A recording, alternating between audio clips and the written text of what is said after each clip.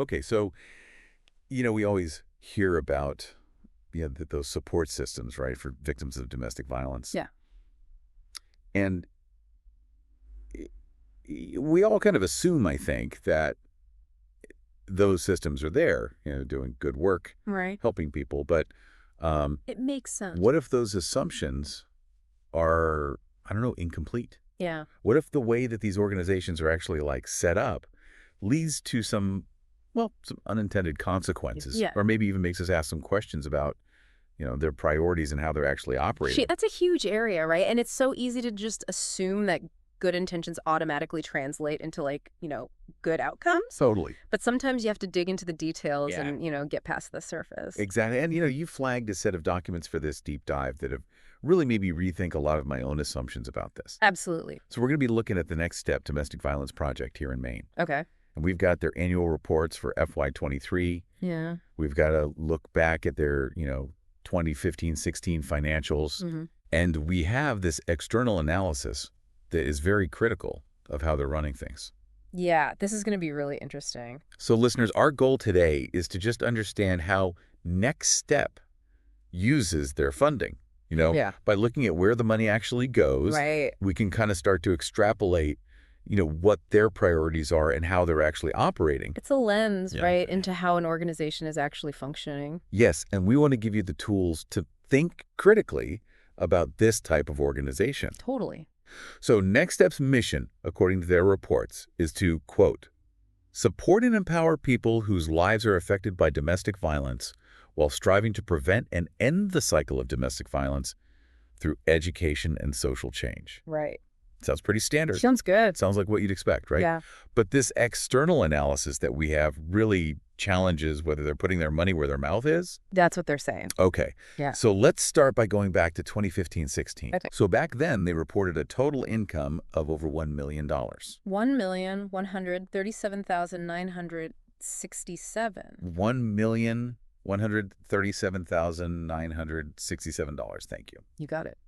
The vast majority of that, almost 982,000, came from government grants, Wow. with another, 100 or 25,000 from private grants. Yep.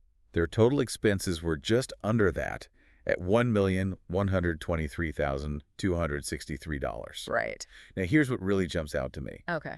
They spent over $661,000 on payroll Okay. and another $152,000 on benefits. So that means that 72.2% of their expenses that year went to payroll and benefits. Wow, so almost three-quarters of their entire budget Yep. went to staffing costs. Exactly. What do you think about that, listeners? Does that seem high to you? I mean, I'd be interested to hear what the listeners think. Right. We'd love to hear your input on this. Because then you look at how much they spent on what they call direct client services, which is the, on the ground Right. helping victims. The rubber hits the road. Yeah, $17,330. Oh, wow.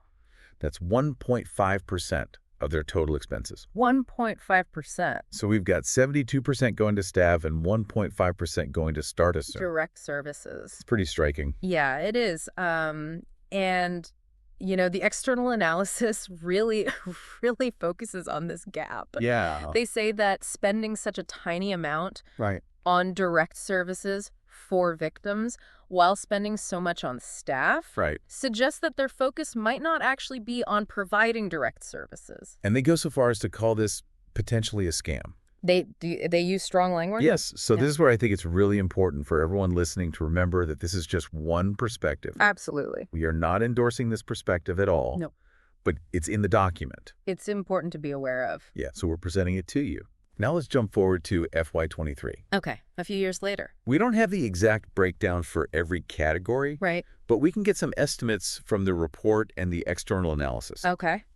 So payroll is estimated at about $870,000. Okay. 80% Hmm. of their total combined payroll and benefits. Right.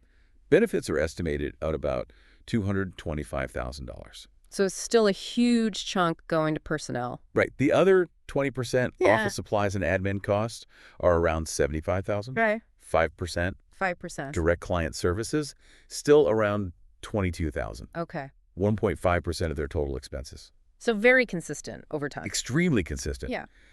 So this really kind of gets to the central argument of this external critique. Okay, what's the core of it? They say that this consistent budget allocation, Yeah. year after year, Right. strongly suggests that next steps, main priority, is making sure that the organization Right. and all of its staff are taken care of. Right. Like keeping the lights on. Yes, rather than, actually helping victims. Interesting. So they're saying that that 1.5% figure is really telling. Yes, and it gets even more specific. Okay. The critique outlines what they describe as like a process. Okay. And they talk about advocacy groups, Mhm. and they don't always name next step specifically, Uh-huh. but it's kind of implied. Right. It's in that context. Yeah, they're very quick to jump in when there's a domestic dispute. Okay. And they suggest that there's, maybe some pressure put on the person alleging abuse Okay. to file for a restraining order or protective order, I see. regardless of whether the allegations are actually true. Okay, so they're saying there might be pressure to get these legal processes started. Yes, because once that happens, Yeah. the court system starts generating revenue. Oh, I So see. you have the filing fees. Right. You have the costs for, all the legal professionals that are involved. And the critique is arguing that the more domestic violence cases that move through the system, Yeah, the more money these courts the courts. and entities are going to make. Interesting. So they're implying that there's like a financial motivation Yes. to keep these cases moving through the system. And they even say that local law enforcement might be incentivized to find violations Right. of these protective orders because that leads to more arrests, More arrests, more court cases. more involvement with the court system. Wow, it's like a cycle they're describing. It is a cycle. It kind of feeds on itself. Then you have the whole issue of court-appointed lawyers. Okay. And the critique really does not hold back here. Okay. They suggest that these lawyers, and they actually name some, Jeff Toothaker, Robert Van Horn, Charles Helfrich, William Blaisdell, and Mary Kellett Gray. Okay, so they name names. They do. That's pretty bold. They say that these lawyers might not be giving the most, vigorous defense Okay. because they're overworked. They're overworked, yeah.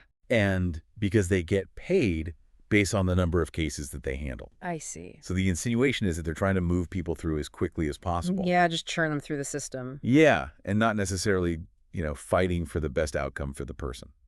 Wow. So they're saying that the way that the system is set up Right. could actually be working against Yes. the people it's supposed to be helping. Yes, and the true needs of the victim, Right. like therapy, safe housing, financial aid. The things they really need. The things that they really need are kind of brushed aside Yeah, because the focus is on these legal actions. because that's where the money is. That's where the money is. Yeah, that's what they're arguing. Yeah, and that 1.5% on client services really kind of, reinforces that. It does lend credence to that perspective. Now, Next Step does talk a lot about community education and outreach. Okay.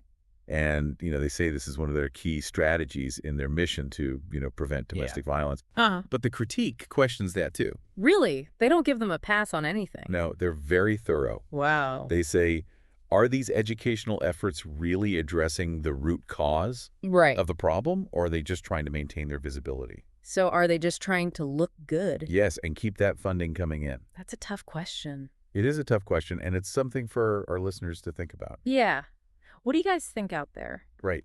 What would you look for if you were trying to evaluate this? Right. Are they really tackling the problem, or are they just Yeah, are they really, getting to the root of it? maintaining the status quo? So it's really important to remember that this is just one perspective. Yes, this external analysis. But let's look at what Next Step has to say for themselves. Okay, let's get their side. So in their reports, they do present data on a lot of people that they say they've served. Okay. So in FY23, they report providing direct service to over 1,000 individuals.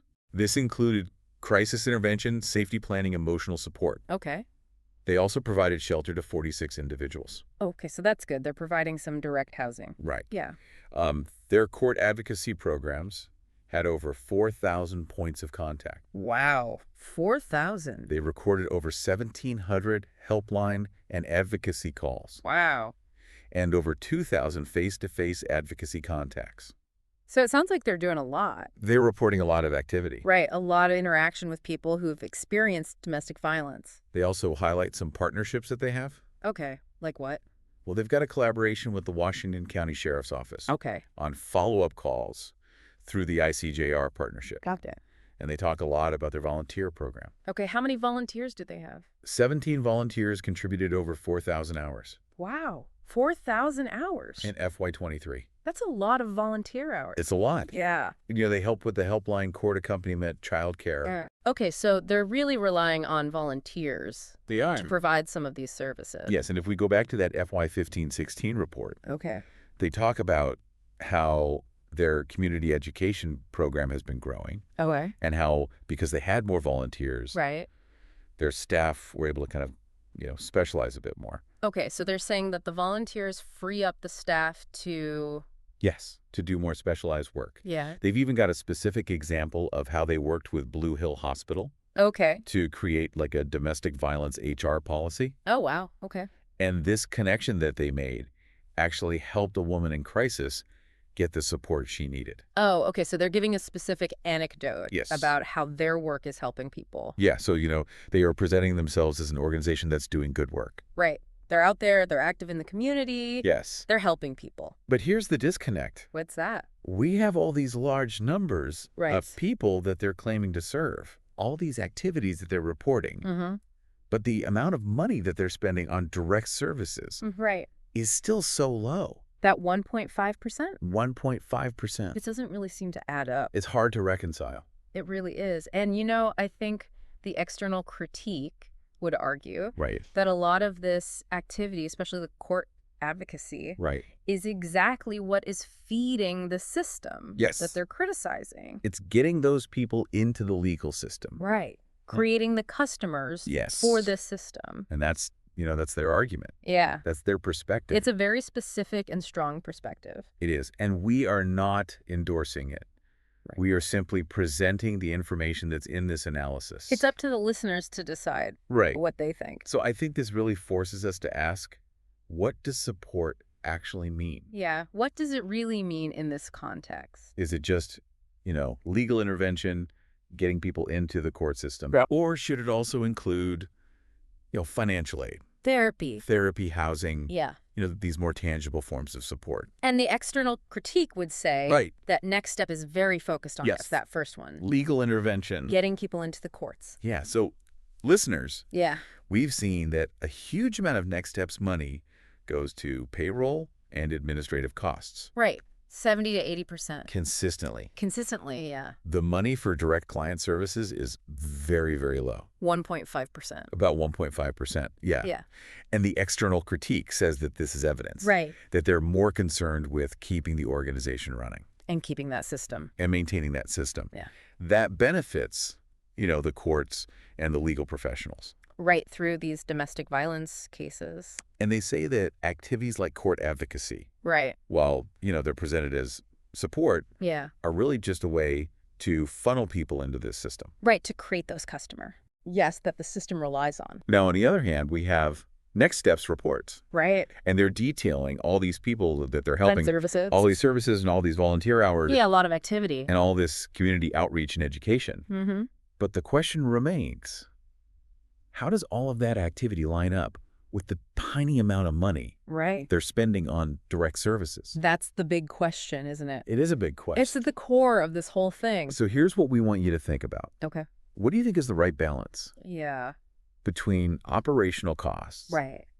and actually helping people? Right. How much should go to keeping the organization running? Yes. How much should go to, the staff and the buildings and Yeah. all that versus actually, giving money To the people. to the people that you're claiming to help? And how do we measure Yes. success in these situations? Yeah. What are the metrics that we should be using to figure out if an organization is actually effective?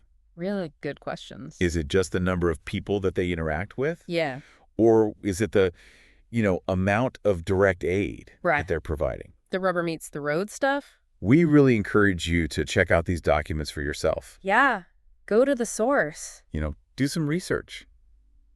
Think about it. Yeah. See what you make of it. You might be able to find the annual reports and the external analysis online. Right. Just look around for Next Step Domestic Violence Project Yeah. and form your own conclusions. We'd love to hear what you think. We would love to hear what you think. This is a really complex issue. It is. It's important to think critically. And when we're talking about, public funds Absolutely. and these really sensitive issues, Yeah, we have to look at everything very, very carefully. we do. Thanks for taking this deep dive with us. Thanks for having me. It was really It interesting. was great.